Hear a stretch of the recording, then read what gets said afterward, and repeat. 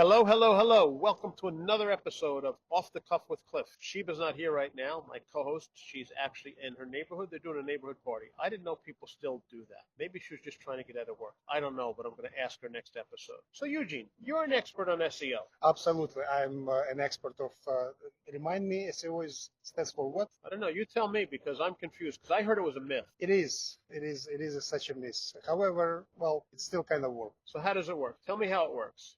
It's a magic. And you know what they say about magicians and Yeah, they don't tell you the all secrets? the tricks. Yeah. Okay. So it's search engine optimization. What does that mean? It means that you're trying to fake the fact that your website is relevant to the keyword of your audience, Okay. and you're trying to lure them into your website. Okay. So is that like an algorithm? It's the algorithm that's what Google uses. Google uses algorithm to calculate whether your page is worthy to be displayed. Okay. What you're trying to beat that Google's algorithm by looking like you're worthy to be displayed, and that means number of relevant phrase in your copy of the text, and that's one of the simplest examples to describe. Okay. Right. So the Google scans your content and say, okay, looks like he's an expert on these. So wait a minute. Hold on. You're telling me that all SEO does is it tries to trick Google, tries to trick it to make you think you're bigger? Search engine optimization as the industry. Okay, that's industry charging money for the businesses in order to trick Google. Yes. Wow. So people teach you to trick an algorithm.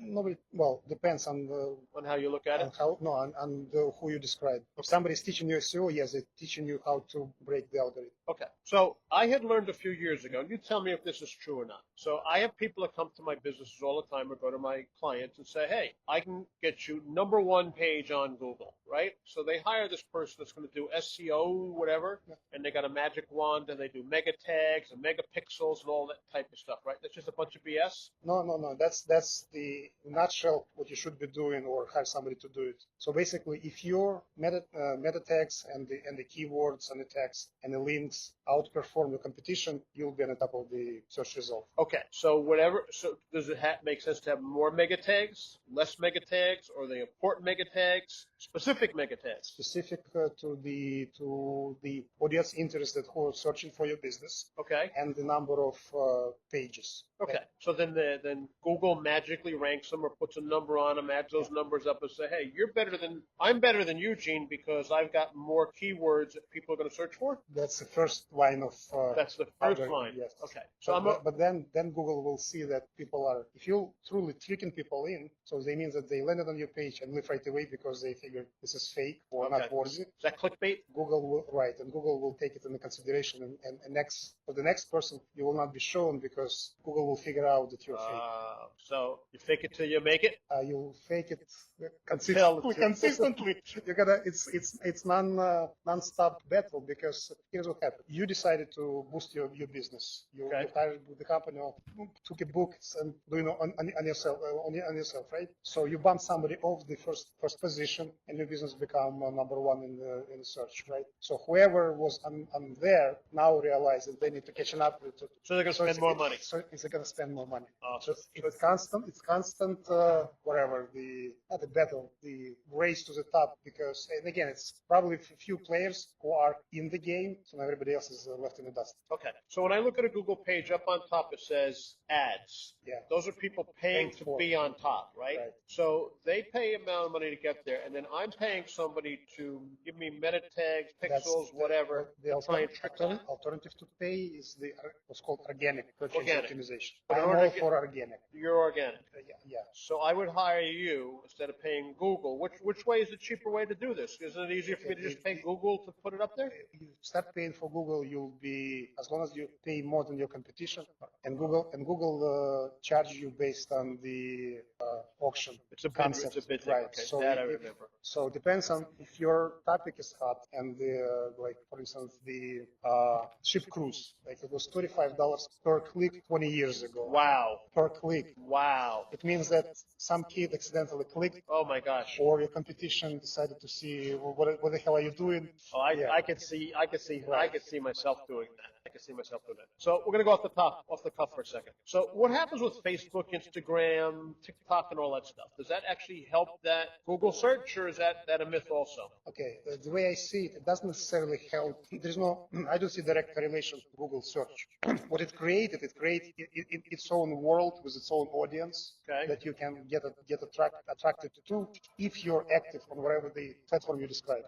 Okay, so it's really just a bunch of hogwash, right? Either I pay Google to go on or I pay you to get on, right? No, I'd rather you pay me. I'd rather you pay. Yeah, I'm sure you would rather me pay you. I'm sure Julie would too. Okay. No, it does. Yeah, it does work. It works. Okay. So years ago, when people used to come to me, somebody told me a trick. You tell me if this works. If I use my computer and I keep looking up my business on my computer, if an SEO guy comes to me and says, I can make you number one on Google, and I use my computer and I didn't clean out my cache or whatever it's called, what's it called? Cache. So if I don't cache, okay, so if I don't clear up my cache, I'm going to show up number one anyway, aren't I? Yeah. So if someone does a search and you continually do a search for that, does that change that SEO? It's for on your device, yes. Only on my device. Only on the device. You will see yourself in the first position and you'll be happy, but that's only you. The rest of the world's somebody else. Okay. So what makes you an SEO person better than the other SEO person? What makes you more, I want to come to Eugene to do I've this? been doing it for quite a while. You've been doing it for quite a while. Yes. Okay. So And if you've been I've got a track record to show. Okay, so if you do it quite a while and you're saying it's about time, if I get somebody else who did it longer than you, is that a better person than you? Not necessarily. Not necessarily. What's the difference? It's the knowing the I'll call it tricks and then the best practices. Okay, let's touch onto something. The Google constantly at war at people who do social media. That's why they keep changing it, They right? keep changing it. Yeah. And what might happen is, and that's the years ago was the concept of white hat SEO and black hat SEO. Black hat SEO means you are truly trying to trick Google, and Google, when with a constant update, what it does, they change their algorithms and figure out somebody who's trying to trick, and they punish those websites. They punish them. There is a way to be from the first position, go nowhere, and take a long time to reappear Go back again. up. So that's a risk. So it's like hocus pocus, right? No, it's not focus. It's technology-based, the algorithm-proven concept. Yeah, but so if all right, so where we're sitting now, there's 10 restaurants in here. Right. How would one restaurant get higher on that Google search than somebody else? Okay. You need to understand higher in what regard. Meaning to say, I want to put in there, we happen to be at Bellworks in Homedale, so I want to click restaurants near me. It's going to go to Bellworks, and now how does it decide which restaurant's going to be on top? it's hard to decide. So you need to figure out. As a restaurant owner, you need to figure out your niche, right? Okay. You don't want if you're a pizza place, you don't want I don't know help me out. You're the restaurant guy. Okay. What So, was the all right, I'll tell you. So, as a restaurant guy, when I would put my stuff in Google, even if I wasn't selling the product, if I wasn't selling pizza, I'll click off every single item. Is that tricking Google? Is that improving my SEO? So, I don't serve pizza, but if I say I serve pizza and it shows up, I don't show gyros. Does that help me with my SEO and ranking? If it did in the short term, it might. Okay. But in the long term, it probably more harm than the good. Because the people who search for pizza will go to your site, see no pizza, and leave, and it will give you 12 seconds on the page, and that's used for Google to decide next time whether to show you or But not. how do they know they left my site because I wasn't selling pizza? How do they know they didn't go to my site? Google doesn't care. All Google sees the request and the number of seconds people stay on the site. Oh, wait a minute. Now you're changing things on me. So now you're saying to me the idea is to keep people on the site? I thought it was to get them there. Now I get them there. I want to keep them on the site. First. Are you tricking me? No, I'm just describing in the chronological order. First, you need to get people on your site, Okay. and then you're gonna keep them. Okay. There is another set of techniques to keep people on the site, Okay. whether you sell pizza or not. All right. So we're going to have to continue this conversation. But right now, I'm more confused now than when we first started, Eugene. Sorry, I was trying to help. All right. Another episode. Sheba will probably be back soon. If you like this video, we'd appreciate you liking and sharing it. Go to the description if you're interested in being a person that comes on here and talks to us. What do they call those people? They call us brain in the muscle. Okay. If you're interested, go to the Google description, send us an email, and we'll be more than happy to contact you. Hope to see you again at the next episode. Please subscribe, like, and share, and help our channel grow. Thank you. Thank you, Eugene. Until next time. Thank you. Happy to be here. Thank you.